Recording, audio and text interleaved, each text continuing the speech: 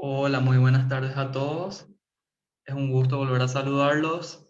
Hoy daremos inicio al día 2 del mini curso Uso del lenguaje de programación R en biotecnología, que está realizándose en marco de los 10 años de la licenciatura en biotecnología. El día de hoy está a cargo la charla, a cargo de la doctora Daniela Ledesma Tejeda, quien se encuentra desempeñándose actualmente en el Instituto de Biología Molecular de Sistemas en Zurich, Suecia.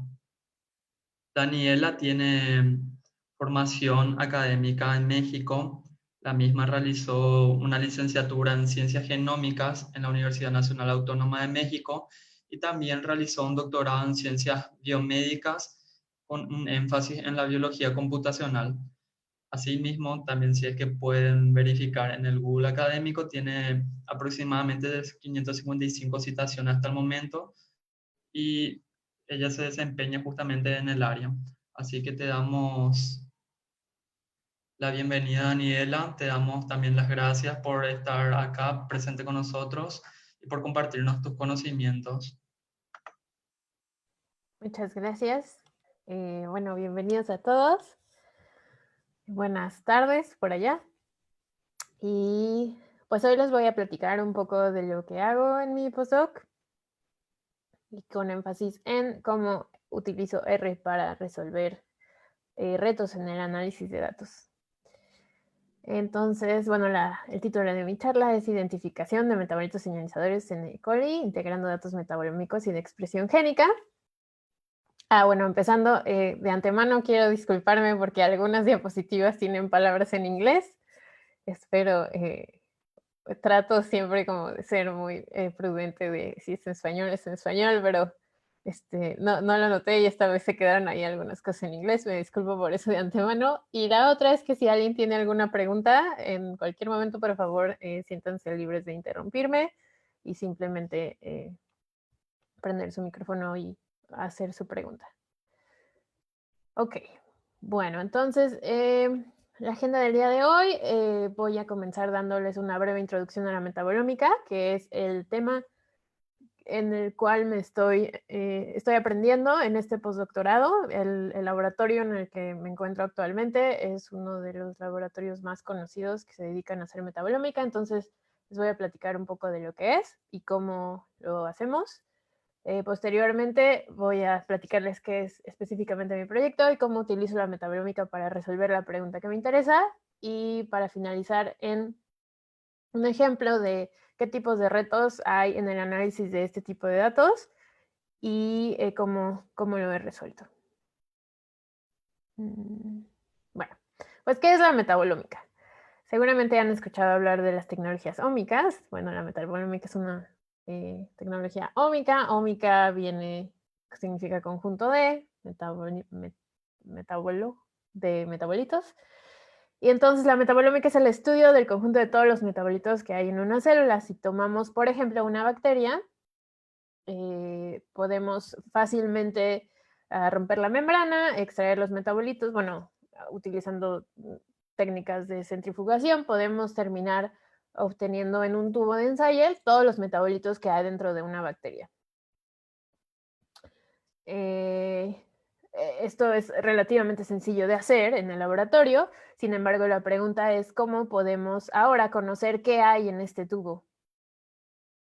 Para lo cual utilizamos máquinas llamadas espectrómetros de masas. Son más conocidos por los químicos, es algo que más se ve en la disciplina de la química, y el método que yo utilizo, bueno, así se ve un espectrómetro de masas, es un aparato muy grande, y el método que yo utilizo se llama FIATOF, que significa Flow Injection Analysis Time of Flight. ¿Qué significa esto? Bueno, ahora les voy a dar una breve introducción. Para medir metabolitos a través de FIATOF se requieren 3 pasos principales. La primera es ionización por electrospray. Entonces, una vez que uno tiene su muestra de metabolitos, lo que se hace es pasar los metabolitos, bueno, cuando entran al aparato, los metabolitos se encuentran en solvente, el solvente es altamente volátil, y esto se hace relevante porque al entrar a la máquina los metabolitos pasan por una aguja que tiene una carga eléctrica.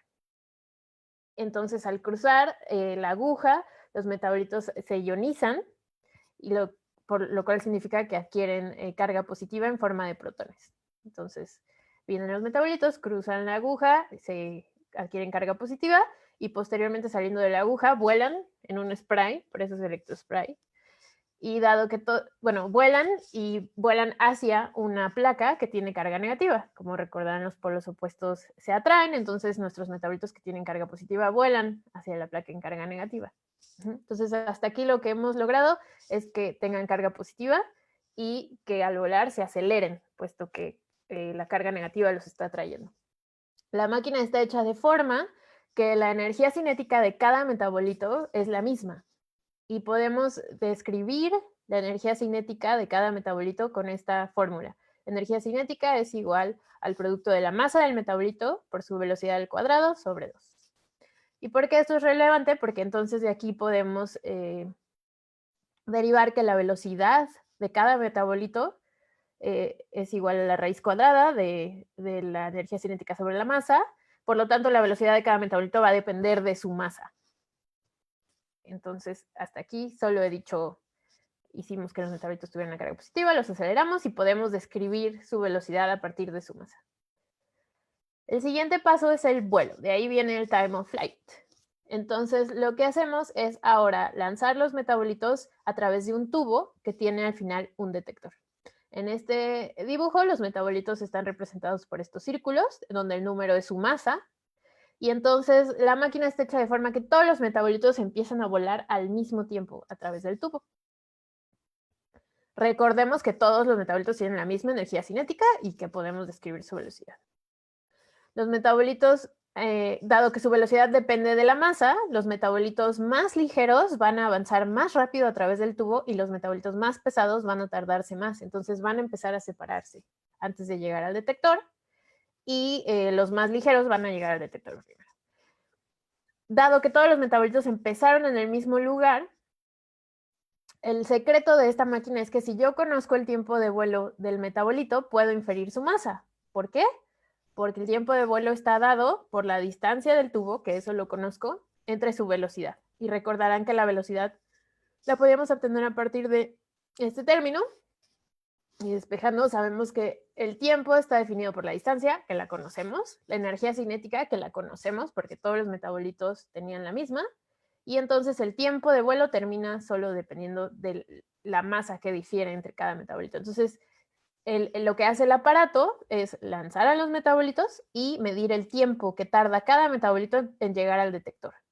Y a partir de ese valor, se puede saber exactamente cuál es la masa de cada uno de los metabolitos que llegan. Entonces, yo de un tubo que saqué de una célula que tiene metabolitos, pero no sé qué hay ahí, con esta máquina puedo obtener la masa de cada metabolito que hay ahí.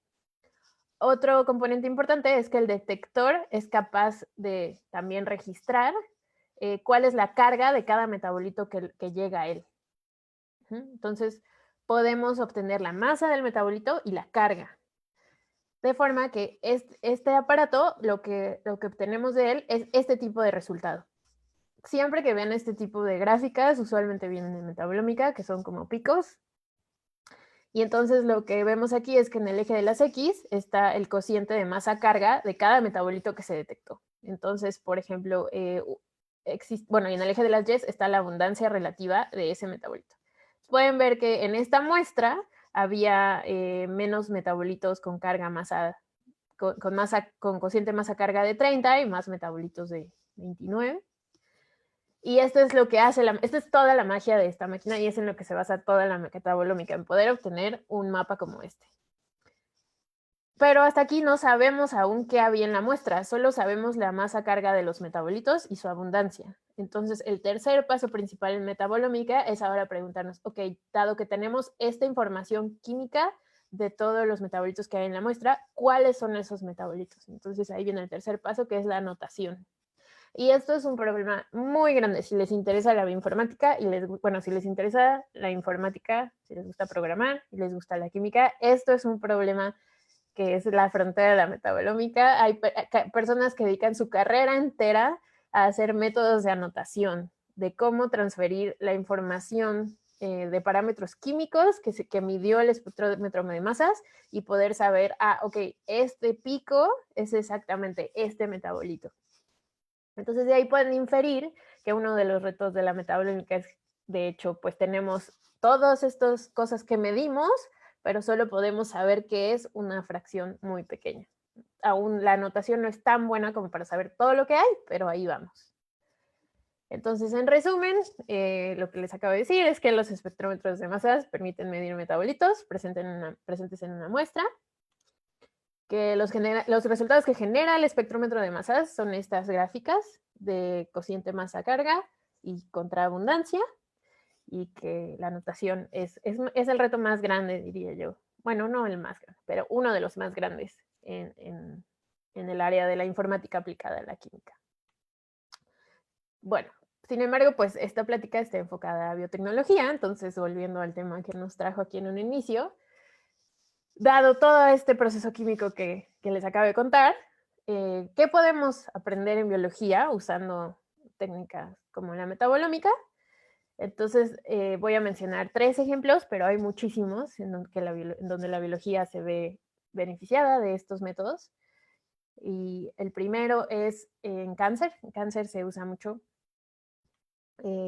Por ejemplo, si se analizan cuáles son los metabolitos que hay en distintas líneas celulares de cáncer, se pueden inferir cosas sobre el metabolismo de las células cancerígenas y por lo tanto se puede diseñar mejor una estrategia terapéutica o algo que se hace, bueno, hay personas en mi laboratorio que se dedican a esto, específicamente estudian células resistentes a drogas aprobadas para cáncer.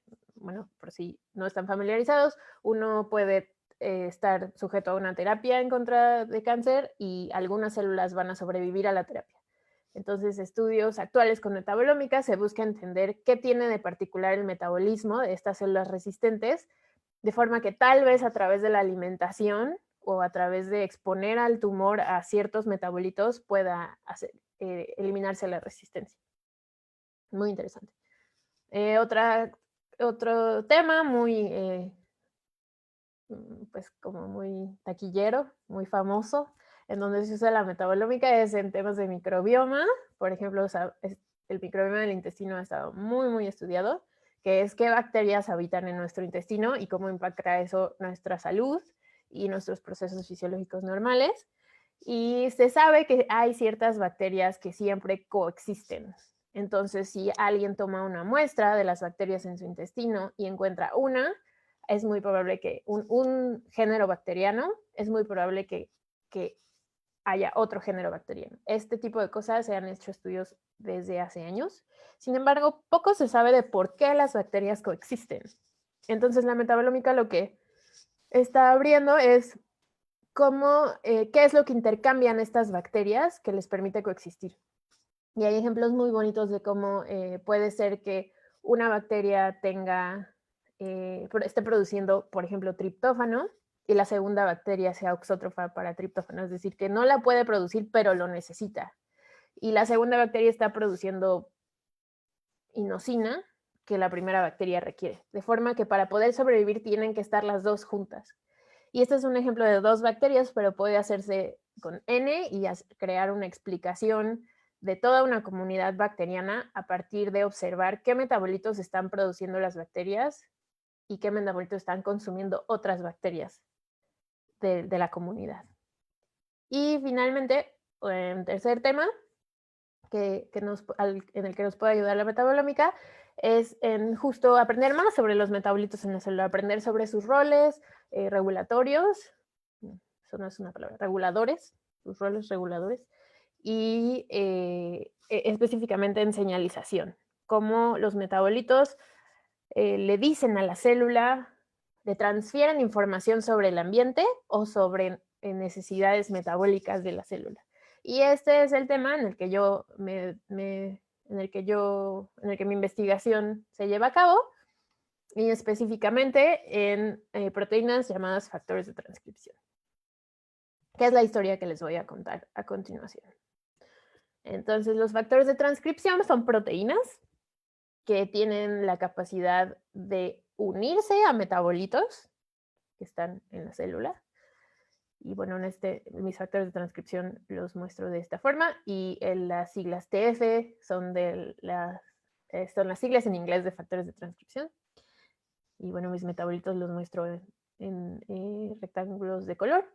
Y entonces nuestras proteínas, los factores de transcripción, pueden unirse a uno o más metabolitos, y esa unión les permite cambiar su afinidad con el ADN. Entonces los factores de transcripción pueden al mismo tiempo unirse a metabolitos y unirse al ADN. Y cuando se unen al ADN, tienen un efecto sobre la transcripción del gen inmediato río abajo. Entonces los factores de transcripción pueden inducir la actividad transcripcional del gen o inhibirla. Entonces, por ejemplo, si un factor de transcripción está induciendo la actividad del gen, al unirse al promotor, pues este gen se va a transcribir más, por lo tanto va a haber más de su producto, y en caso de que el producto sea una enzima, entonces el factor de transcripción está afectando indirectamente la cantidad de sustrato y producto de la reacción que cataliza la enzima, codificada por el gen, regulado por el factor de transcripción. Lo cual lo convierte en un sistema muy interesante, porque de hecho puede ser que algún sustrato o producto de esta reacción sea de hecho el metabolito que se está uniendo al factor de transcripción, creando un ciclo de retroalimentación que podemos estudiar de muchas formas, desde muchos ángulos.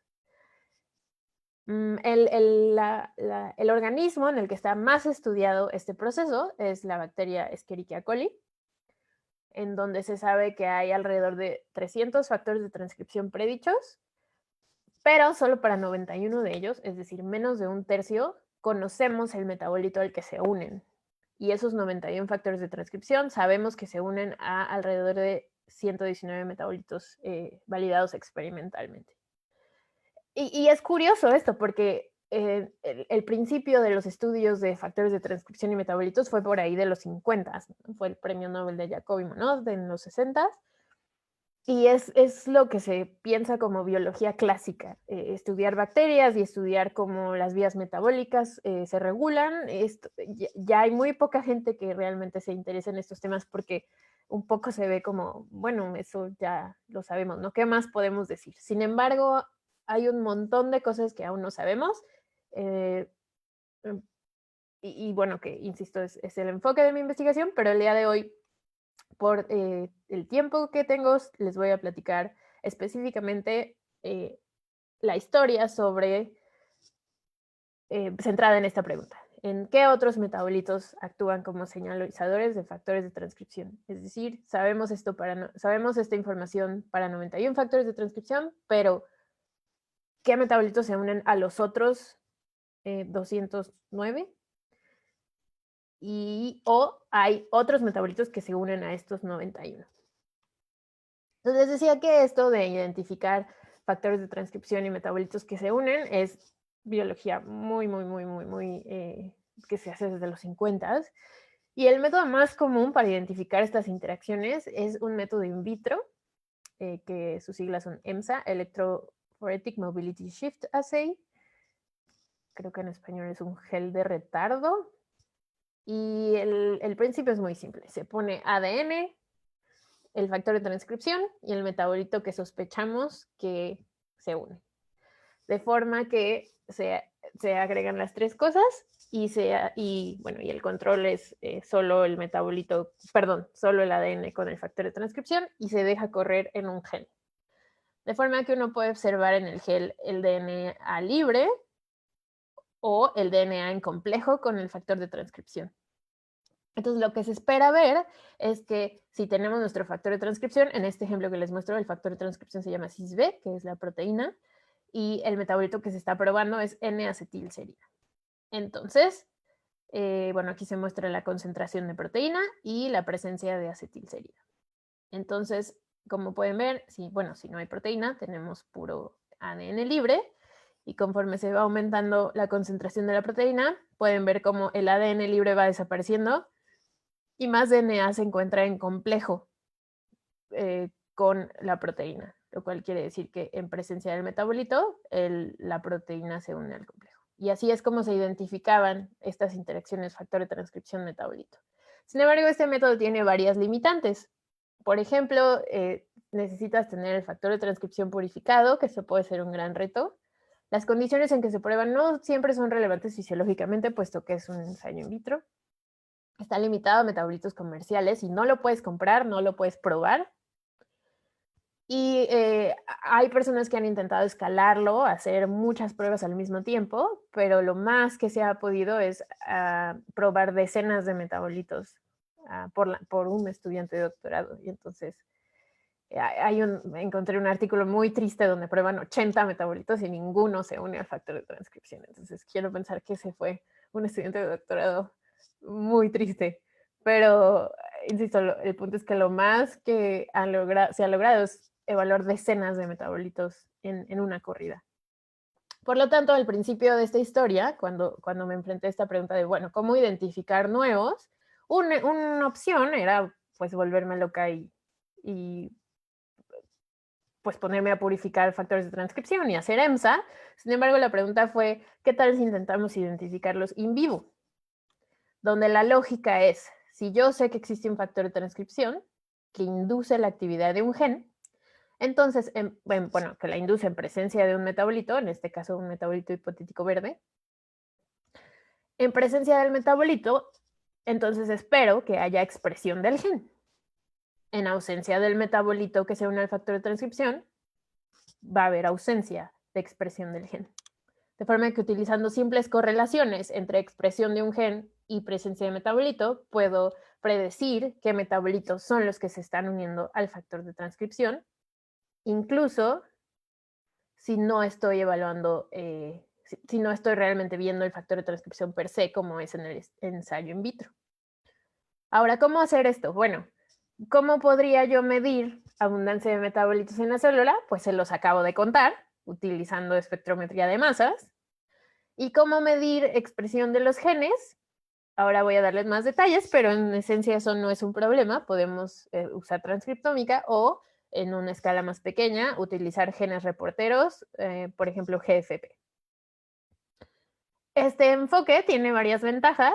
Ya no está limitado a los factores de transcripción purificados, sino a los factores de transcripción para los que sabemos qué genes regulan, porque debo saber qué genes monitorear su expresión. Ya siempre son condiciones relevantes, porque lo estoy haciendo in vivo, lo estoy haciendo pues en las condiciones de la célula. Y ahora la limitación no es si puedo comprar el metabolito, sino si lo puedo medir con espectrometría de masas. Y sabemos que esto está hoy en día en la escala de centenas de metabolitos. Entonces ya no puedo medir solo decenas, sino centenas en un solo experimento. Entonces esto hacía mucho sentido y intentamos ver si funcionaba. Y bueno, para empezar, les decía el problema de cómo vamos a medir si un gen se expresa o no. Y lo que elegimos fue GFP. Y la forma en que lo hicimos fue utilizando una librería de E. coli, en donde una cepa de E. coli esta librería incluye el genoma wild type de E. coli con un plásmido que se ve más o menos así. Y entonces lo único que el plásmido tiene es la región promotora de un gen de interés. Piensen en su gen de E. coli favorito, no sé, ARAC. Y lo que se hace es tomar la región promotora de ARAC y ponerla río arriba de una proteína, bueno, de la secuencia codificante para GFP, que sabemos que es una proteína verde fluorescente. De esta forma, si yo pongo esta cepa bacteriana a crecer en una condición en donde el gen ARAC es necesario, entonces voy a ver GFP. Si este gen no está siendo transcrito, no voy a ver GFP, y entonces simplemente midiendo cuánta fluorescencia tiene mi bacteria, yo puedo saber si este gen se está expresando o no. Suena muy emocionante, pero bueno, no, las bacterias no crecen, no florecen, así que uno vea la placa y florezcan, eso sería muy padre, pero pues podemos meterlo en una máquina que detecte ese tipo de fluorescencia.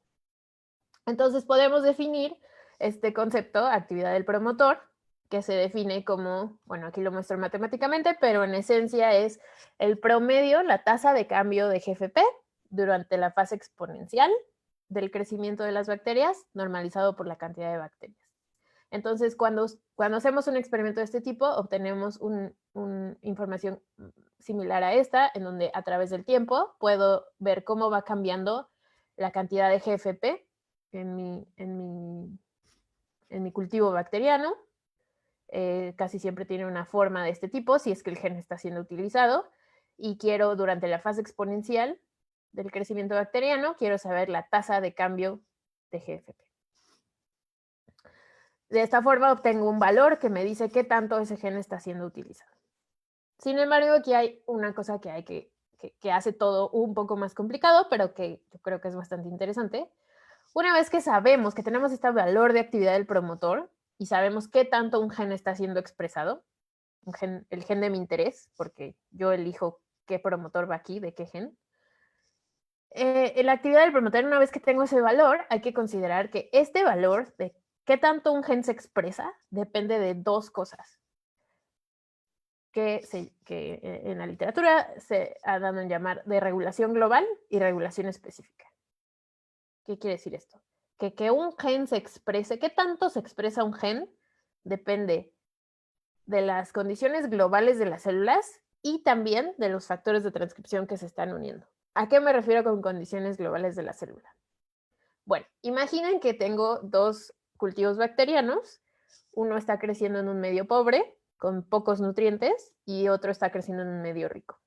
Es decir, la tasa, bueno, las bacterias van en un medio pobre, como hay pocos nutrientes, van a crecer con una tasa de crecimiento más baja que si están en un medio rico, en donde hay mucha comida y entonces solo están comiendo y dividiéndose todo el tiempo. Entonces, nuestras bacterias del medio pobre, pues hay pocos nutrientes, la bacteria va a empezar a ahorrar en recursos. Entonces, al ahorrar me refiero a que, por ejemplo, va a haber pocas polimerasas en la célula porque hay pocos nutrientes y entonces no pueden generar tantas proteínas dentro de la célula. Entonces va a haber pocas polimerasas, lo cual va a producir una cierta cantidad basal de RNA mensajero en cualquier gen, porque hay pocas polimerasas. Por más que un gen esté siendo inducido, si hay pocas polimerasas, pues no se va a transcribir mucho. Por lo tanto, en un medio rico, como hay muchos nutrientes, la bacteria va a hacer muchas polimerasas y pues el simple hecho de que haya más polimerasas se espera que haya más transcripción, haya más expresión de un gen al azar. Y de hecho, podemos ver cómo esto es cierto en genes constitutivos. ¿Qué es un gen constitutivo? Es un gen que no es regulado por ningún factor de transcripción, siempre está siendo expresado y aquí lo vemos. Lo que muestro es en el eje de las X. Bueno, lo que se hizo fue utilizar el gen que muestro es RPIA y entonces se midió justo el GFP, la expresión de GFP del gen RPIA, que insisto es un promotor constitutivo, a través de varias condiciones en distintas tasas de crecimiento. Entonces aquí tendríamos los medios pobres y acá los medios más ricos y en el eje de las Y ven la actividad del promotor. Entonces pueden ver cómo conforme la tasa de crecimiento aumenta, es decir, el medio es más rico, también aumenta la expresión del promotor, confirmando que efectivamente la expresión de un gen depende del estado global de la célula. Por otro lado, les decía, no es solo el estado global, sino también los factores de transcripción que están regulando la expresión de ese gen, que llamamos regulación específica. Entonces, esta regulación específica de un gen depende, repito, del factor de transcripción, de que el metabolito al que se une el factor de transcripción esté unido y solo entonces ya va a haber expresión o no va a haber expresión. ¿Qué tanto? Pues depende de muchas cosas. Pero lo que sí es que podemos aproximar, hay literatura en donde se ha logrado aproximar la expresión de un gen dada su regulación específica. ¿Qué tanto un gen se expresa? ¿Qué valor de GFP esperamos dada la regulación específica de un gen? Y este valor está dado por esta ecuación. No tenemos que entender la ecuación porque depende de muy pocas cosas. Básicamente, lo que nos dice esta ecuación es, si yo quiero saber cuánta GFP espero que dependa del factor de transcripción y su metabolito, necesito saber qué factores de transcripción y metabolitos se unen al promotor. Necesito saber ciertos parámetros del promotor que por simplicidad podemos olvidarnos. Y tenemos que saber la abundancia del metabolito que se está uniendo al factor de transcripción. Entonces, lo que estoy diciendo, como les estoy diciendo que podemos olvidarnos de los parámetros del promotor, lo que estoy diciendo es que si yo conozco qué factores de transcripción están actuando sobre el promotor y conozco la abundancia de los metabolitos que están uniéndose al factor de transcripción, yo puedo predecir qué tanta GFP debo de ver. Lo cual está increíble, porque entonces puedo ahora predecirla a partir de esta ecuación, si conozco la abundancia de los metabolitos, y puedo medirla pues poniendo la bacteria a crecer y midiendo el GFP. Y entonces la única interrogante que queda aquí es cómo medir la abundancia de los metabolitos. Pues ya tenemos la respuesta, porque podemos hacerlo utilizando espectrometría de masas. Entonces, si ya los perdí, no se preocupen. Lo único que tienen que recordar de todo lo que he dicho hasta aquí es que utilizando un gen reportero, proteína verde fluorescente, se puede calcular la actividad de un promotor, que la actividad total de un promotor depende de la regulación global, que está relacionada a la tasa de crecimiento, y de la regulación específica. Y lo que a mí me interesa es la regulación específica, porque esa es la que depende de los factores de transcripción. Y esta actividad dependiente de la regulación específica la puedo aproximar matemáticamente si obtengo la abundancia de los metabolitos. Ok. Entonces, ¿cómo utilizo todo esto para responder mi pregunta original, que es ¿qué metabolitos se unen a factores de transcripción? De la siguiente forma. Esta es la idea general del método para identificar interacciones in vivo. Entonces, yo elijo un factor de transcripción, el que sea de mi interés, y elijo los genes que son regulados por este factor de transcripción. Esto lo puedo encontrar en bases de datos. Además, tengo que identificar condiciones que sean relevantes para este factor de transcripción. Eso también está en la literatura. Nos paso mucho tiempo leyendo, ahí viendo mis bases de datos, y ya una vez que tengo esto, entonces crezco mis bacterias en estas condiciones y mido los metabolitos en mi espectrómetro de masas. De forma que voy a terminar, para cada metabolito que yo pueda medir, tengo su abundancia a través de las condiciones que elegí. Y eso lo ejemplifico aquí con un mapa de calor ficticio, bueno, de caricatura. Una vez que tengo esta información, recuerden que puedo aproximar esta S, que es la actividad del promotor dependiente del factor de transcripción, y habíamos dicho que para poder calcularlo debo conocer los factores de transcripción y debo conocer la abundancia de metabolitos. Entonces yo básicamente, como he medido muchos metabolitos aquí, puedo decir, si trabajo sobre la hipótesis de que, digamos, el metabolito 1 se está uniendo al factor de transcripción, entonces la GFP que yo mido debería ser esta. Y básicamente hago ese ejercicio para todos los metabolitos y todas las condiciones que he medido. Si en esta condición 1 es el metabolito A se está uniendo al factor de transcripción, entonces espero esta actividad de GFP. Entonces, si lo vemos al nivel de metabolito, básicamente puedo terminar con una gráfica de este tipo, en donde para este metabolito, a través de las condiciones, predije un valor de S, predije un valor de expresión del promotor dependiente, o actividad del promotor dependiente de la regulación específica. ¿Y se puede ver algo así? Ok. Pero esto es el que predijimos matemáticamente. En paralelo, ahora yo puedo medir la actividad de ese promotor utilizando mi plásmido y obtengo una gráfica similar en donde tengo ahora la actividad del promotor medida a través de mis condiciones. Sin embargo, recordemos que esto es la actividad total. Y la actividad total del promotor es la suma de la actividad global, que dependía de la tasa de crecimiento, y la actividad específica, que es la que nos interesa y depende de los factores de transcripción. Pero esto se convierte en una cuestión matemática y para obtener la actividad específica puedo yo simplemente restar de la actividad del total del promotor la actividad global. No voy a entrar en detalles de cómo hacerlo, pero es una cuestión matemática, de forma que puedo yo aquí obtener la actividad específica de un gen de mi interés a través de las condiciones.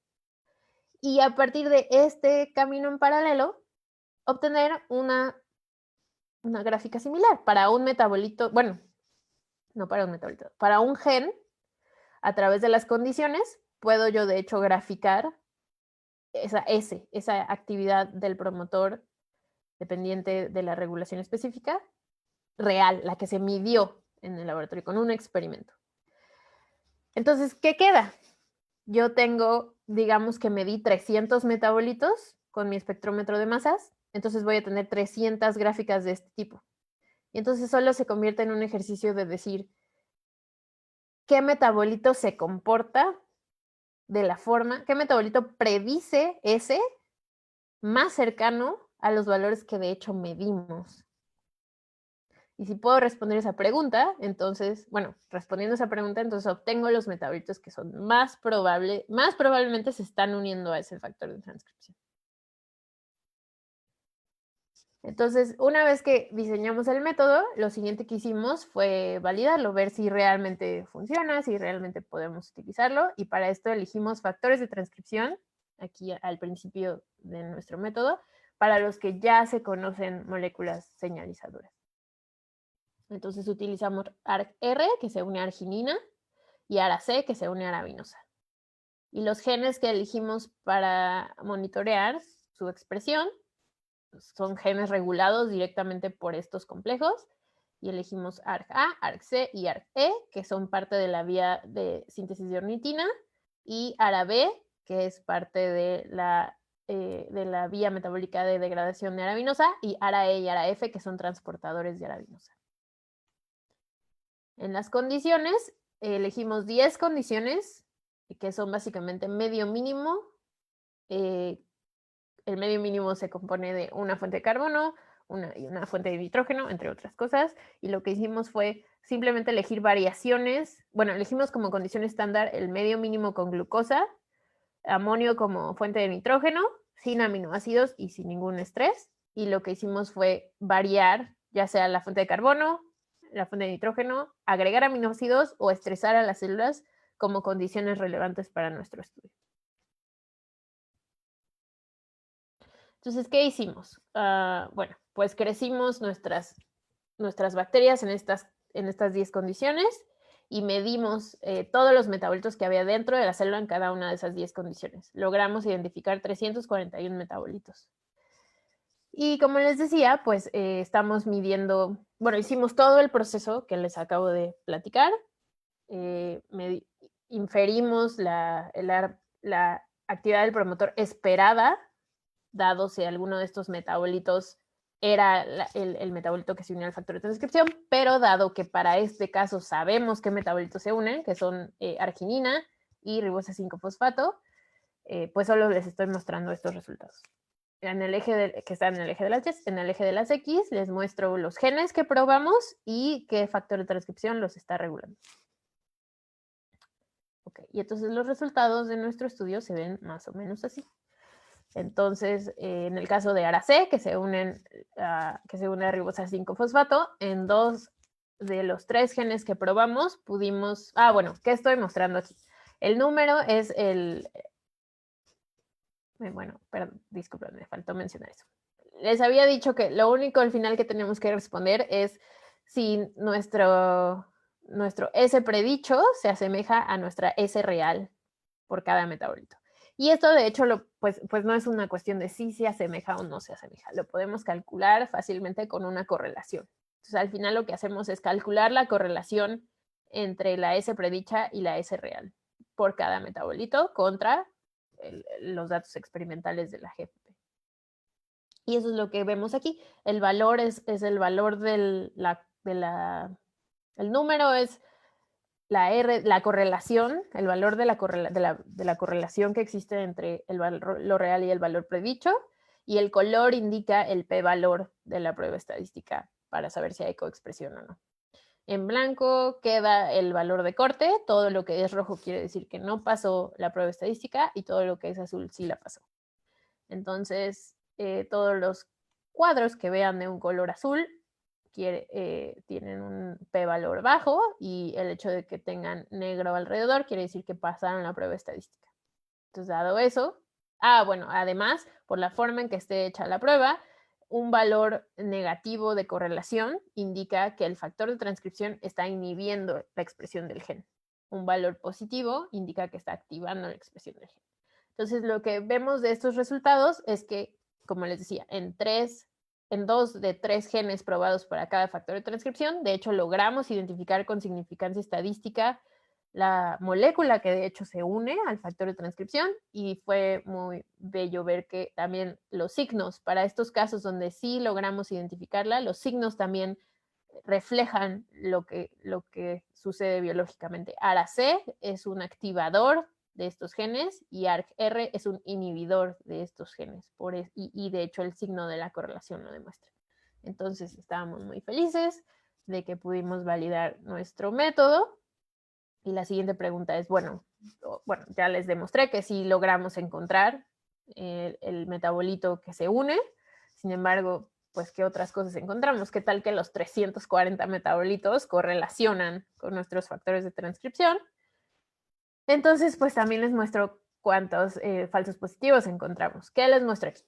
Ok, para estos 3 genes, ARC-A, ARC-C y ARC-E, que son genes regulados por ARC-R, solo se los muestro como ejemplo. Cada gráfica, cada punto es un metabolito, y que es el eje de las Ys.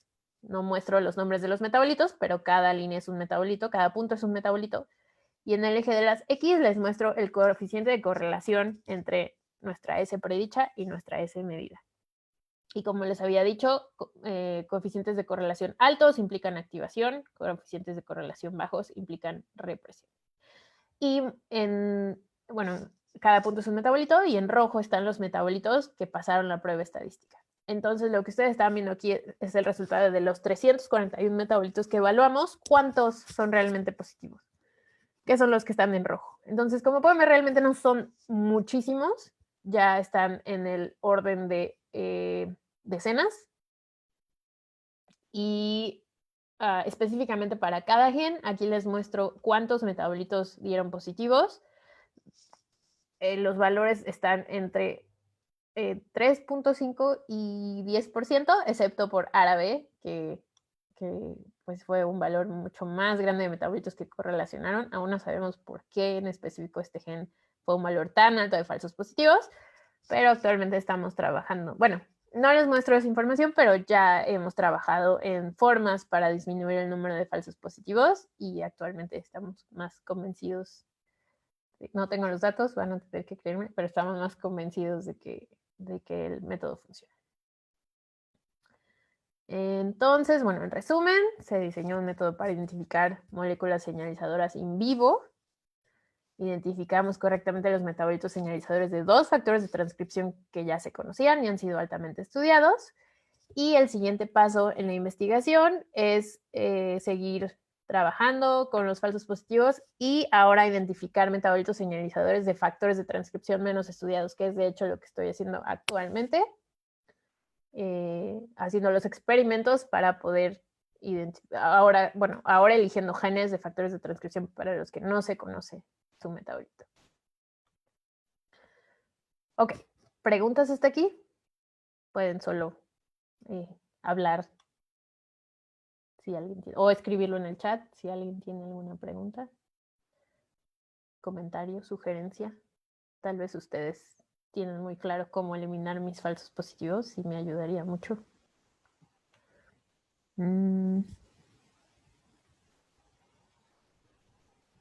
Ok, si nadie tiene ninguna pregunta, entonces continúo. Bueno,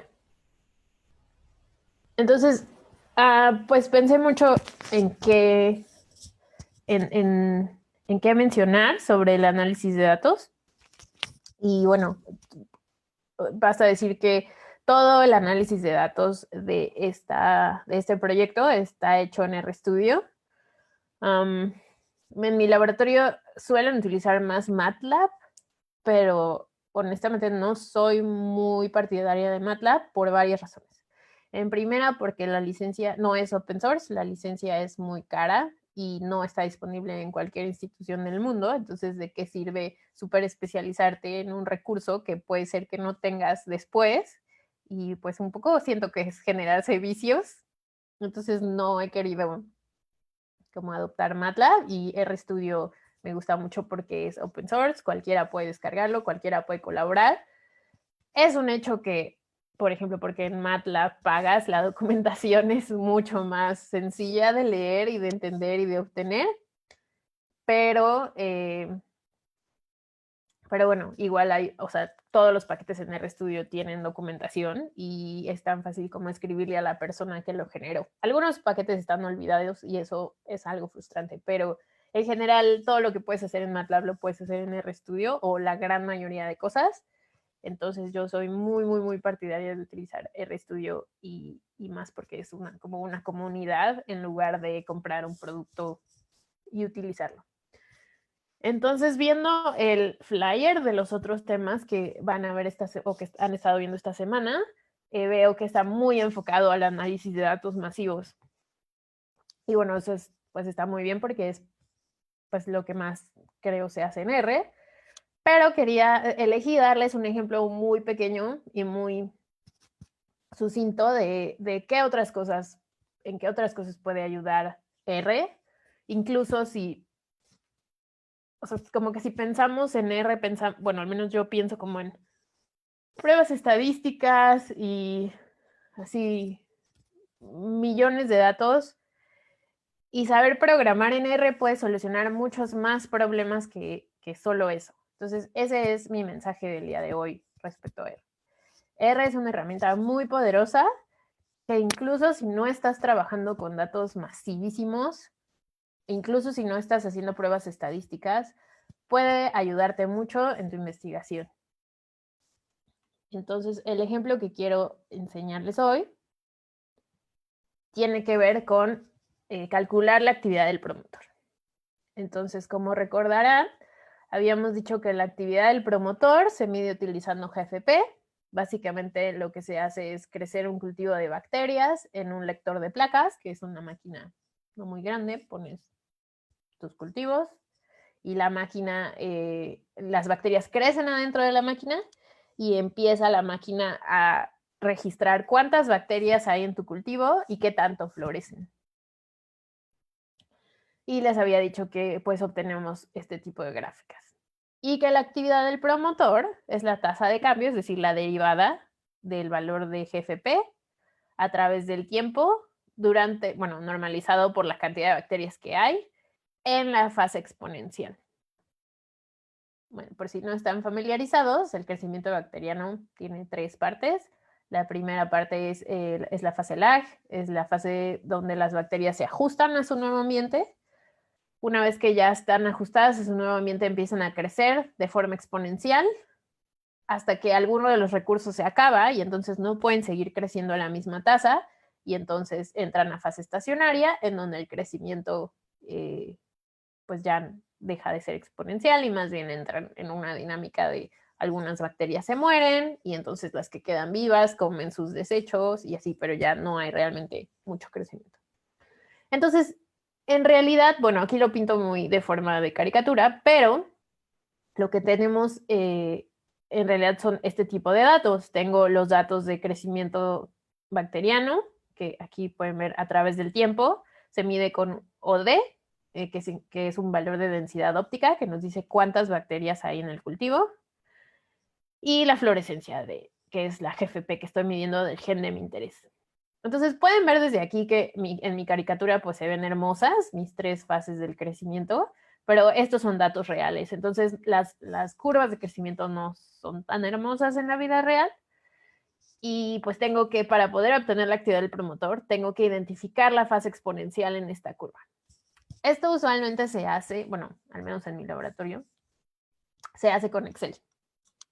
Y entonces las personas ponen sus datos en Excel y hacen una gráfica y ajustan una curva, pero pues en o sea, podría hacerlo en Excel, pero el problema es que hacerlo a mano es un problema porque pues las personas a veces hacen un experimento con una curva de crecimiento y lo analizan en Excel, pero yo hago experimentos en este tipo de placas con 96 pozos. Entonces, identificar 96 fases exponenciales pues ya no es trivial.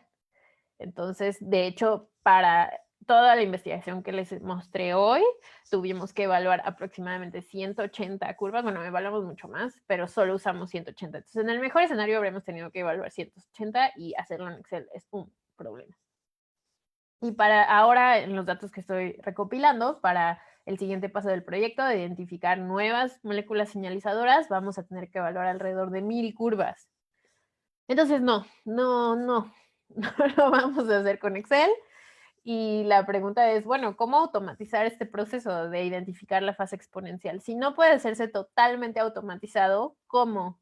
¿Cómo podríamos ayudarnos para hacer este problema más sencillo? Y entonces les digo, no es un problema o sea, esto ni siquiera es como en sí un proyecto de investigación que algún día se convierte en un artículo, pero es un problema real, biológico, en donde saber programar en R puede ayudarme muchísimo, ahorrarme mucho tiempo de mi vida y pues hacer algo de forma sistemática y hasta un poco más objetivo. Porque seguro si tuviera que evaluar 1000 curvas en Excel, las primeras 2 las hago muy bien y ya para la número 100 ya no estoy haciendo lo mismo que al principio porque tal vez ya hasta pasó una semana. Entonces el programar también nos ayuda a ser más objetivos. Ok. Entonces, si lo programara, pues básicamente lo que tengo que hacer es un programa que identifique esta parte, que es esta parte. Ajá. Ahora, en términos más discretos, ¿cómo se define la fase exponencial? Bueno, lo que nos dice la teoría es que si yo grafico, les dije que la cantidad de bacterias se grafica en una unidad que es densidad óptica. Entonces, si yo grafico el logaritmo natural de la densidad óptica, obtengo algo como esto, que es el logaritmo natural de la densidad óptica a través del tiempo. Y la fase exponencial se define como la región de esta curva que se ajusta a una línea recta, es decir, que en el logaritmo tiene un crecimiento lineal. Entonces, de hecho, aquí les muestro qué sería la fase exponencial en esta gráfica, porque como pueden ver, todos los puntos negros, que no son grises, se ajustan a la línea roja. Entonces, esta sería la fase exponencial. Insisto, el reto entonces sería poder identificar automáticamente, dada una curva de crecimiento que yo le doy a R, cómo podría identificar esta región. Idealmente no solo que lo identifique, sino que yo lo pueda ver, pueda decirle sí, es la fase exponencial, y si fuera necesario poder editar. Esas son mis necesidades.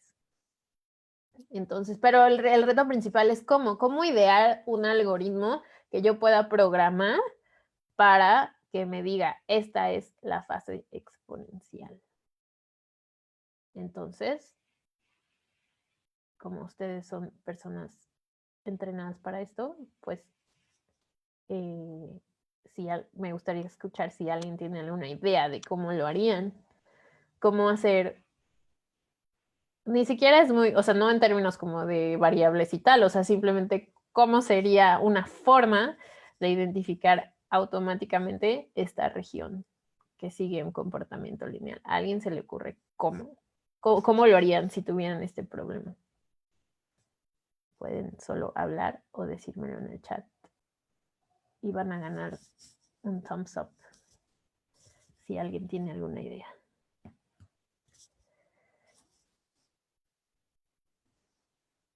Voy a esperar hasta que se sientan tan incómodos que el silencio se haga tan incómodo que alguien decida algo. O yo sucumba a la incomodidad. Ok.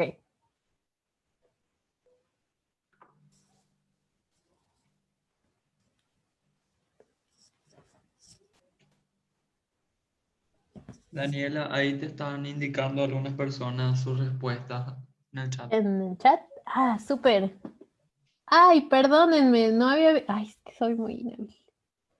Tengo muchas preguntas. Muchas gracias por avisarme. Ok. Utilizando la ecuación de la recta y calculando R. Ajá. Utilizando la fórmula, por regresión. Ok. Pues sí, ¿no? Regresión lineal, pero al final, si ajusto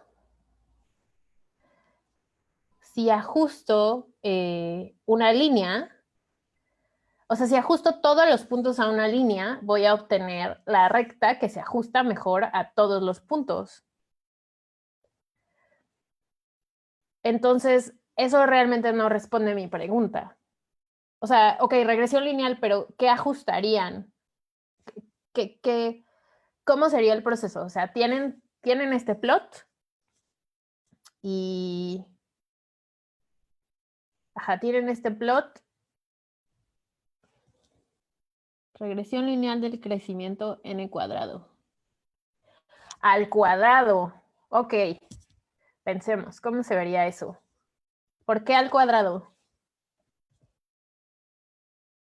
Sí, claro, graficando, claro. Por fisión binaria. Pero pensémoslo matemáticamente. O sea, si yo tengo un valor de densidad óptica, si lo elevo al cuadrado, ¿cómo se vería eso? Simplemente estaría cambiando el orden de mi gráfica y entonces sería más difícil encontrar ahí.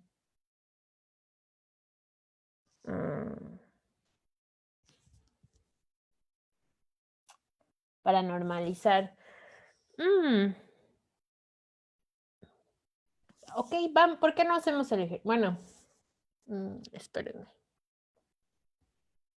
Ok, vamos a darnos 5 minutos, porque Lena se escucha muy segura. Ok.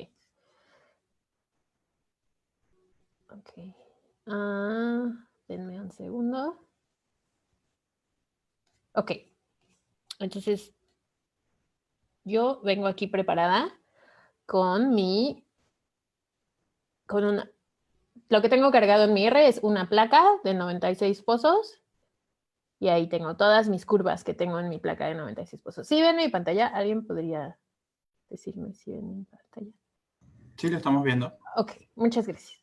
Entonces, lo único que estamos viendo aquí, de forma muy rudimentaria, son mis 96 curvas. Entonces, lo que Elena decía era, queremos graficar el cuadrado. Entonces, lo único que quiero es que veamos cómo se vería eso. Sería...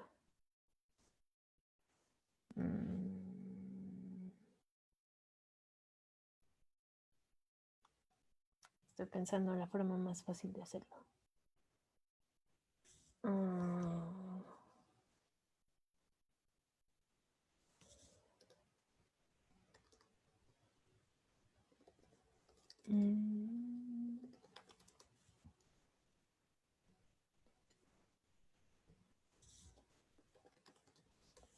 Un segundo.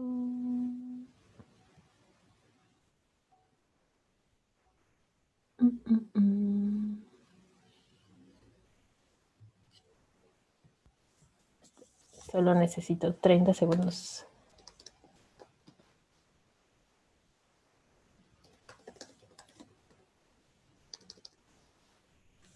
Ok.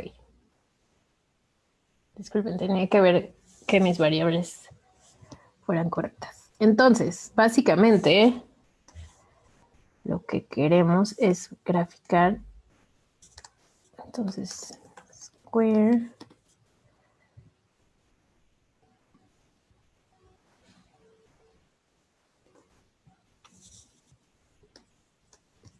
Lo que voy a hacer de la forma más rudimentaria del mundo es multiplicarlo.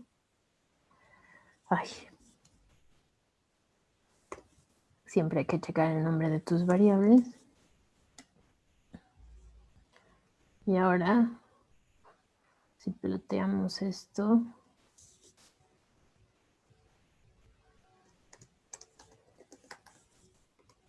ok, así se ve. Quitémosle los límites.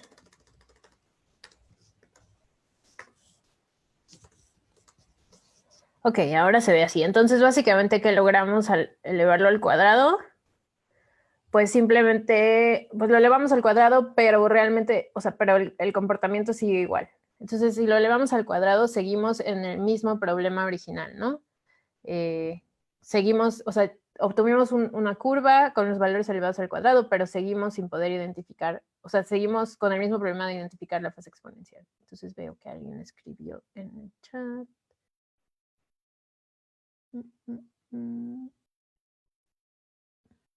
No hubo cambio, exacto. Entonces, bueno, lo intentamos, no pudo funcionar. Pero, o sea, pero realmente seguimos en el mismo problema. Todos dijeron, no, gracias por participar. Todos opinaron regresión lineal. Sí, tiene todo el sentido del mundo, pero incluso en el plot de Lina, regresión lineal, si le ajusto aquí una línea, insisto, vamos a terminar ajustando todos los puntos. Entonces, hay que pensar un poco más allá. ¿Qué puntos le pasarían al comando de la regresión lineal?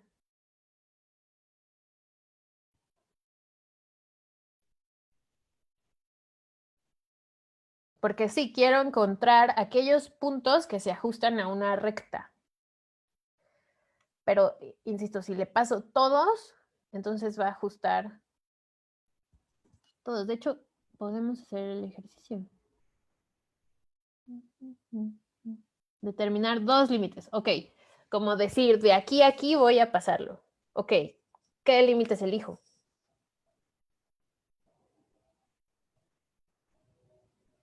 Volvamos a nuestra...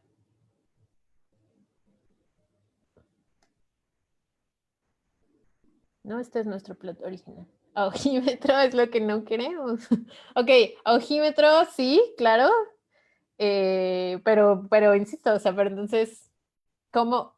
Sí, claro que sí, pero ¿cómo se les ocurre una forma de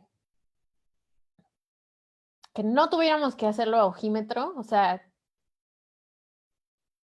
¿cómo sistematizar por dónde empezar? Que siempre empiece en el mismo lugar. No, vamos súper bien. Necesito límites, decir, de aquí a aquí lo ajusto y evalúo si está bien o no. Pero ¿por dónde empezarían ustedes? Si la tasa de cambio se vuelve lineal en un punto, al principio arranca creciendo y en un momento empieza a linealizarse hasta que vuelve a cambiar. Nosotros queremos donde esa tasa es constante, básicamente una derivada. Ok, muy bien. El thumbs up. Bueno, seguro hay muchas formas. Restando fluorescencia inicial. Dice Alicia Pereira, normalizar los datos primero restando fluorescencia inicial. Sí, lo podemos hacer, pero al final volvemos a lo mismo, ¿no? Solo vamos a bajar, toda la curva se va a quedar igual, solo la vamos a bajar sobre el eje de las Ys porque estamos restando el mismo valor a todos los valores. Entonces sí, y lo mismo que con Lina, o sea, sí, al final estamos moviendo los datos, pero el problema se mantiene, ¿no? Entonces, Agustín es la persona que acaba de comentar, me disculpo si no es, pero ajá, entonces, no sé, seguro hay otras formas, pero sí, esa es una forma de hacerlo. Ahora, ¿cómo se vería la segunda? Ay, es que con tantas ventanas. Ok. ¿Cómo se ve la segunda derivada? Así, ¿no? Justo, con la derivada. Entonces, si calculo la derivada, se ve algo así. Y de hecho bueno, aquí pongo al lado la curva original a través del tiempo. Y entonces, de hecho podemos ver que hay mucho ruido en la curva. Y el punto máximo, hay un punto de inflexión máximo y mínimo, y justo coincide con el punto donde hay el mayor cambio de aquí a empezar a subir y el mayor cambio de el crecimiento lineal a bajar, ¿no? Que sería el máximo y el mínimo. Entonces, eso sería una forma de elegir los límites, efectivamente. Y sobre eso, pues ya ahí ajustar la línea y terminé. Claro, eso es una gran solución. Muy bien. Súper. Entonces, lo que yo hice...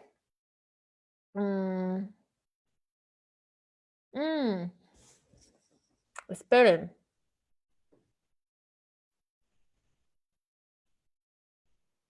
Ajá. En teoría esa es una gran solución. Entonces, lo que yo hice al final fue... ¿sí? Ella está en cuarentena. ¿Otra vez? Sí, Pobre pero le salió negativo, ¿verdad? No sé quién está hablando, pero les agradecería si mutean su micrófono. Gracias. Ok. Entonces, el tema es que, sí, claro, esa es la lógica, ¿no? Elijo la tasa de cambio. Sin embargo, después, cometí un error, porque yo dije que este punto era el punto del inicio, pero después descubrí, al graficar la tasa de cambio, que no, de hecho, el punto más alto de la tasa de cambio es, de hecho, el punto medio en la gráfica. Entonces, eso eliminaba el sueño de poder elegir los límites y solo ajustar una línea. Sin embargo, pues no, después de ver esto y decir, bueno, no funciona, entonces la solución que yo encontré fue entonces iterar. Si yo sé que este punto, el punto más alto en la derivada, es justo el punto medio de la región que yo estoy buscando, entonces, bueno, ¿alguien quiere decirme qué harían con esa información? Como ya al menos ya sabemos cómo encontrar el punto medio.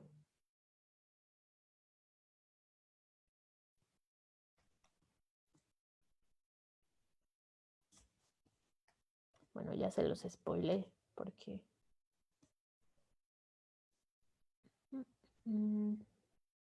ok.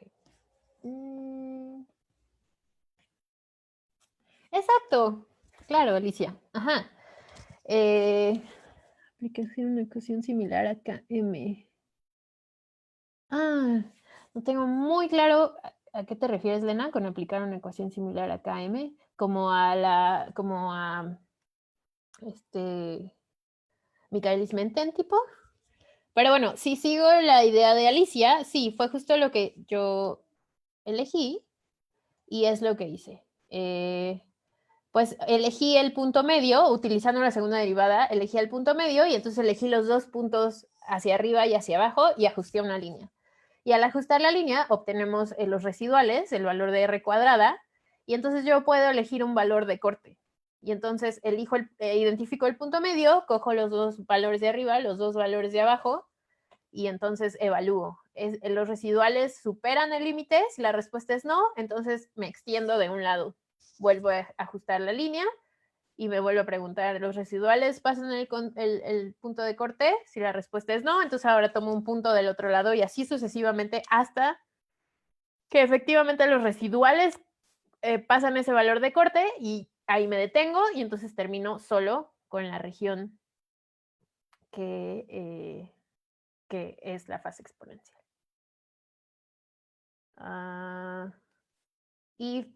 Bueno, me salté una parte que hago al principio. El tema es que las curvas reales pues, tienen ruido, entonces lo que yo hice fue que al principio de todo existen paquetes para ajustar una curva de crecimiento logarítmico a los datos reales. Entonces, esta es mi curva media y no perfecta como del libro de texto.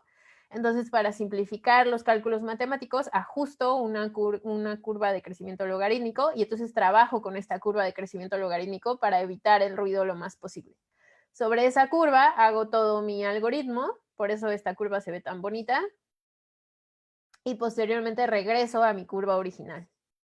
Pero al regresar a la curva original, pues como no estoy trabajando con la curva hermosa del ajuste, entonces a veces suceden este tipo de cosas en donde, bueno, pude haber tal vez tomado más puntos, pero el algoritmo se detuvo.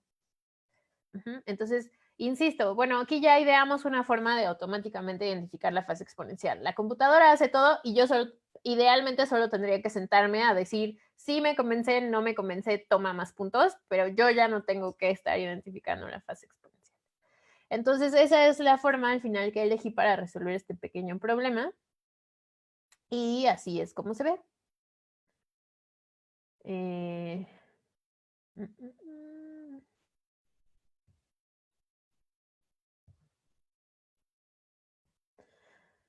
Entonces, es una función que no es bastante grande. La pueden ver aquí. Esta es la función que hace eso. Empieza en la línea 21. Son 150 líneas. Y pues la incluyo en mi código para evaluar. Les decía, ¿no? Si esas son todas las curvas que quiero evaluar, cada una es de un gen distinto. Y entonces yo simplemente mando llamar a mi función. ¿Y qué hace mi función? Lo primero que hace es graficarme la curva original con el ajuste encima. Y entonces pueden ver, por ejemplo, como yo dejé mi experimento corriendo por mucho tiempo, me quedé como con este segundo crecimiento de la curva que realmente no me interesa y que puede estar sesgando mis resultados del ajuste. Entonces, lo primero que hace mi función es decirme, ¿quieres cortar tu curva original? Y entonces yo le puedo decir que sí. Digo, es súper rudimentaria mi función, pero me ayuda. Ese es el mensaje que quiero dar. Entonces yo le digo que sí. Y entonces automáticamente me muestra los valores de los puntos para yo decirle de dónde a dónde quiero cortar. Entonces me dice, ¿cuál es el límite bajo de lo que quieres cortar? Bueno, quiero cortar desde la posición 1 hasta la posición 60.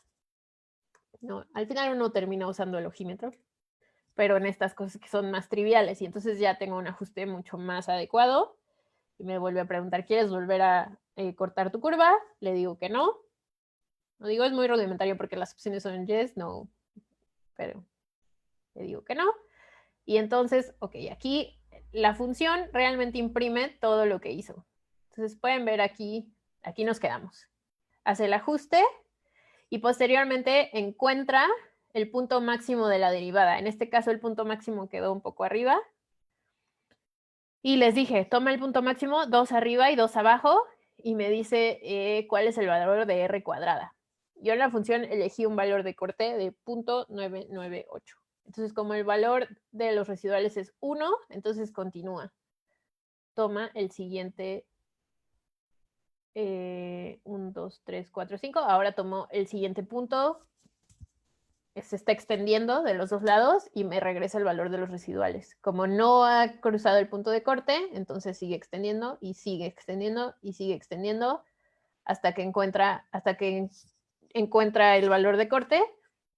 Después me muestra la región que seleccioné en la gráfica sin logaritmo y me muestra en la frase en el plot con logaritmo cuáles son los puntos que elegí ya en mis datos reales. Y entonces aquí me pregunta si apruebo la fase exponencial que identificó y entonces en general lo importante para mi caso de mi proyecto, me basta con que todos los puntos que eligió se ajusten a la recta y eso me es suficiente, pero si me quiero poner más estricta, pueden ver como todos estos puntos también caen sobre la línea. Entonces, si quisiera yo decir no quiero que agregues todos esos puntos, mi función lo permite, apruebo el ajuste, me da como opciones sí, aprobar el ajuste, o no, none quiere decir que se lo salte, que no elija ninguna región y se salte al siguiente gen. Si le digo que lo edito, entonces automáticamente me da los números y entonces me dice de dónde a dónde quiero elegir. Entonces, si yo, por ejemplo, quiero elegir el número anterior, sería el punto número 26, del 26 al 34. Y ahora ya eligió toda esa región. Lo veo, si me convence que lo apruebe, le digo que sí. Y se va a la siguiente curva. Y pues es el mismo proceso para cada una de las curvas. Entonces, lo mismo me pregunta, ¿quieres editar? ¿No? Le digo que sí. Quiero cortar del valor 1 al 60. Ya estoy convencida con mi corte. Apruebo, aquí se eligió de forma más exacta. pero y ya le digo que sí, y así.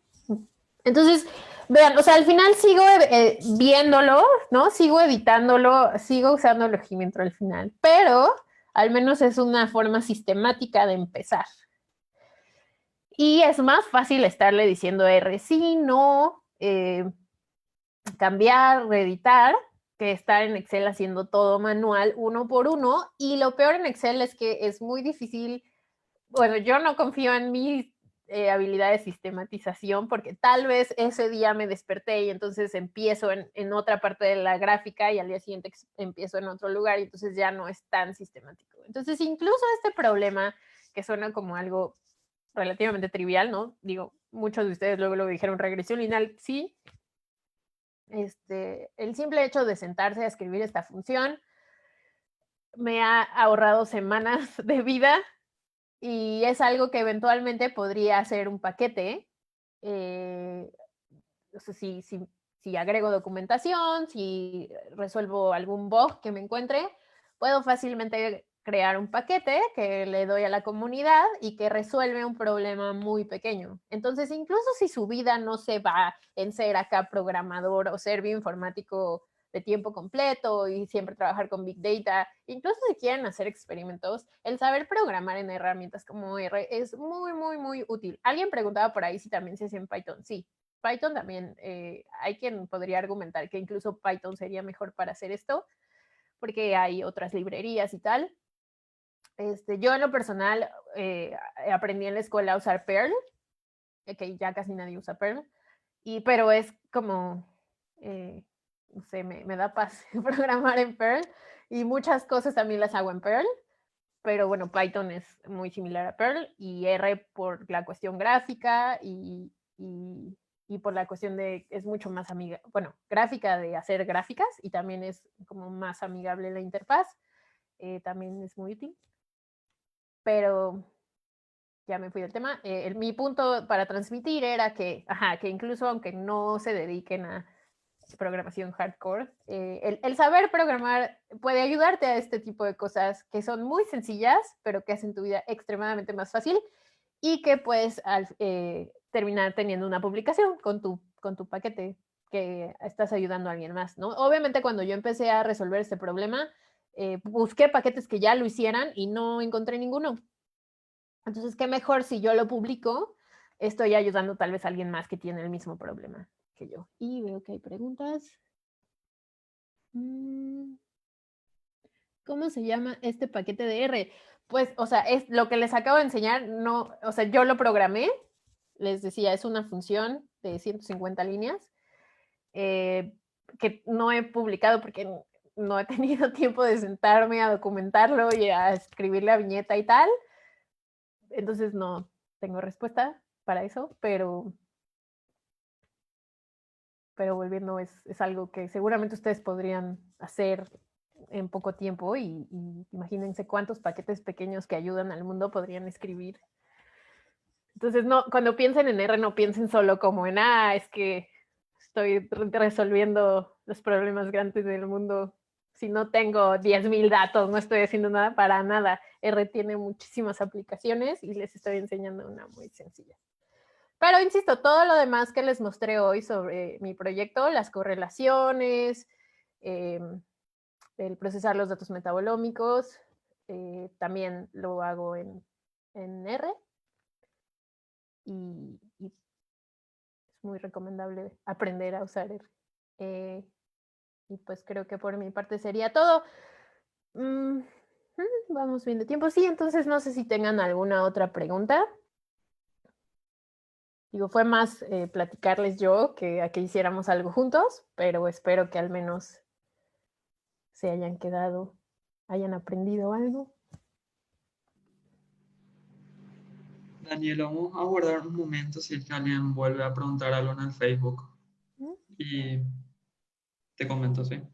Sí, esperemos unos minutos. También reflexionen, piensen si se quedaron con alguna duda.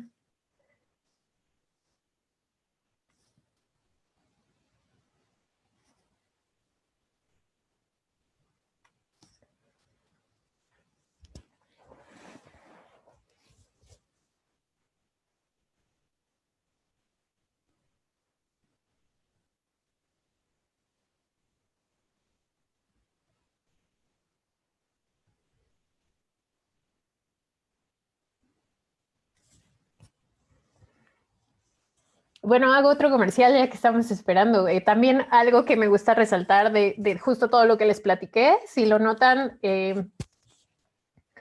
pues hablamos les expliqué metabolómica y eran muchos temas químicos, de química, de metabolitos y de iones y pues son metabolitos, entonces es muy cercano a la química. Hablamos de cómo aplicar eso a la biología, ¿no? Durante la presentación vimos muchos términos matemáticos, ¿no? La forma de describir a través de una ecuación cómo se expresa un gen.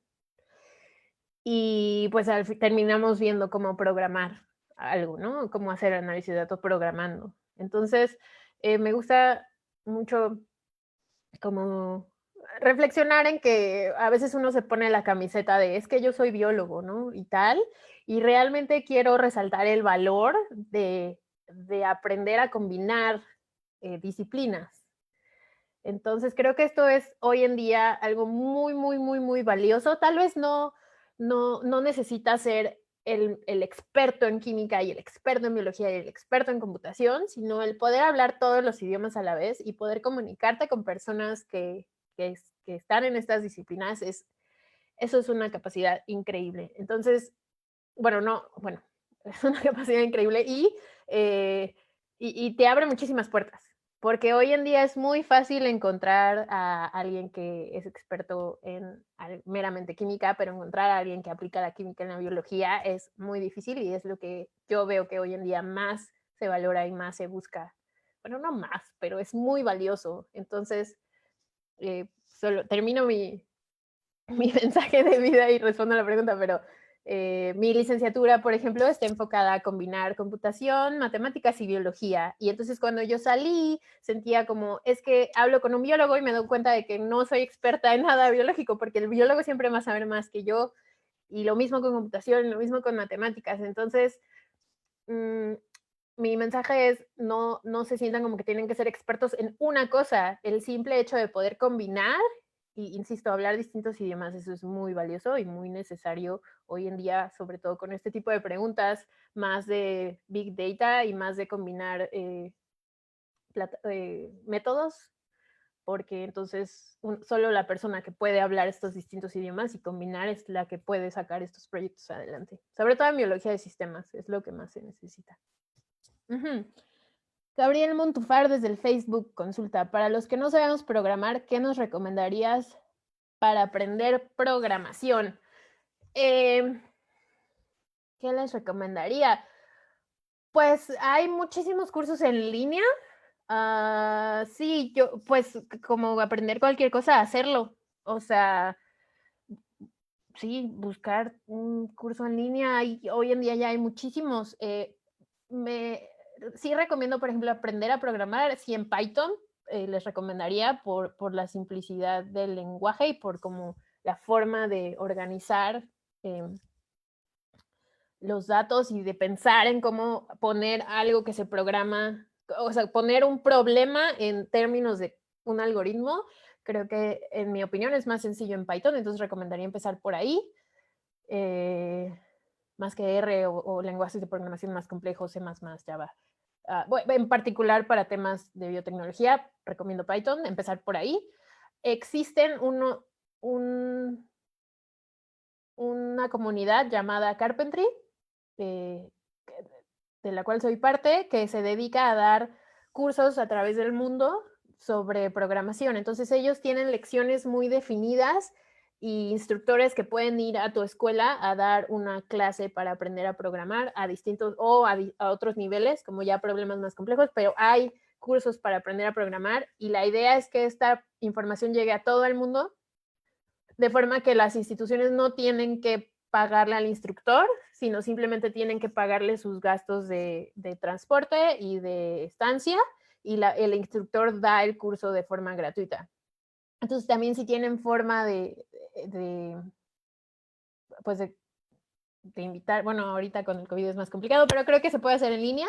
Entonces eso es también algo que yo recomiendo como institución, que pueden atraer a este tipo de personas. Y sí, eso recomiendo. Pero en la respuesta corta es Pues sí, ya hoy en día en internet hay 1000 cursos para aprender a programar y no importa si terminan no aprendiendo perfecto, el simple hecho de sentarse e intentarlo, así se empieza, por supuesto. Bueno, yo sí me escucho. Sí. Entonces, eso, pues mucho ánimo. Espero que todo el mundo tenga un buen día. Bueno, no sé si alguien tenga alguna pregunta más en Facebook o todo bien. No, en Facebook ya no hay ninguna pregunta pendiente. En lo que habían preguntado también es de los reporteros, pero ya no estoy encontrando esa pregunta. Oh, Habían- lo siento. Ujú. No estoy más Um, encontrando esa pregunta. No sé si la eliminó o directamente desde el Facebook no estoy pudiendo actualizar. Pero bueno, ujú. eh, te agradecemos mucho por tu tiempo, por compartirnos esto. Esperemos, ¿verdad? Que si es que alguna vez se transforma en un paquete también, ¿verdad? Nos llegues a comentar. Y eso, te agradecemos muchísimo, Daniela. Y quiero nada más también avisarle, de verdad, a los asistentes que el día de mañana seguimos con el ciclo de charlas, que mañana de 1 a 3 de la tarde de aquí de Paraguay vamos a estar con Agustín Baricaya, que se encuentra en Argentina. Y no sé qué hora es ahora ya en Zurich, Daniela. Son las 7:30 de la noche. Bueno, te agradecemos en serio por el tiempo que nos diste y bueno, cualquier cosa te vamos a estar también contactando para molestarte, ¿sí? Sí, claro. Muchas gracias a todos por su presencia y su atención. Y de nuevo espero que se lleven algo de esta plática. Y mucha suerte a todos. Manténganse seguros. Dale, hasta luego, gracias, nos vemos mañana.